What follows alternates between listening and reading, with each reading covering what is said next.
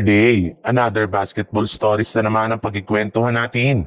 At ngayon nga ay ang pinakahuling inilabas na balita tungkol sa pagkuha ng Los Angeles Lakers kay Giannis Antetokounmpo at ang bagong player na makukuha ng Golden State Warriors.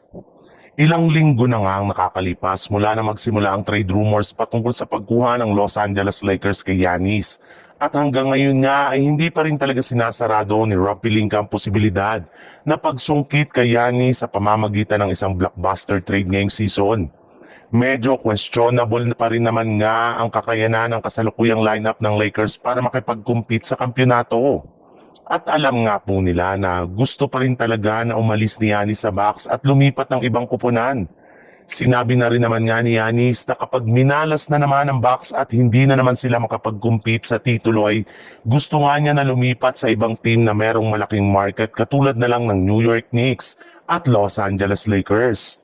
Kaya eto na nga mismo ang dahilan bakit hindi pa rin nga sumusuko ang front office ng Lakers sa pagkuha kay Antetokounmpo. Willing na rin naman nga ang kanilang team na i-offer sa Bucks ang kanilang mga key players basta't matuloy lamang ito sa lalong madaling panahon. Sa ibang balita naman, kung magtutuloy-tuloy pa nga daw po ang pagkatalo ng Golden State Warriors ngayong season, ay pumayag ang kanilang team sa ideya na tuluyang paggawa na ng trade sa lalong madaling panahon.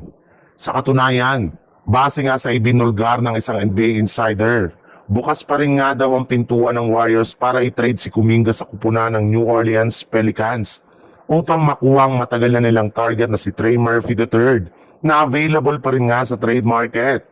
May ilang mga miyembro nga ng front office ng Warriors na gustong-gusto ang potensyal at ang galaw ni Murphy sa loob ng court. At naniniwala nga sila na magkakaroon ito ng malaking impact sa kanilang kampanya next season. Babagay na rin naman nga daw ang laruan nito na kasama sina Stephen Curry at Jimmy Butler bilang isang spot-up shooter. Gamit ang kanyang laki ay isa rin naman nga itong mahusay na rebounder at defender. Posible nga daw ito ang maging susi para hindi na sila mahirapan pa na manalo sa kanilang mga laro sa kanilang mga road games.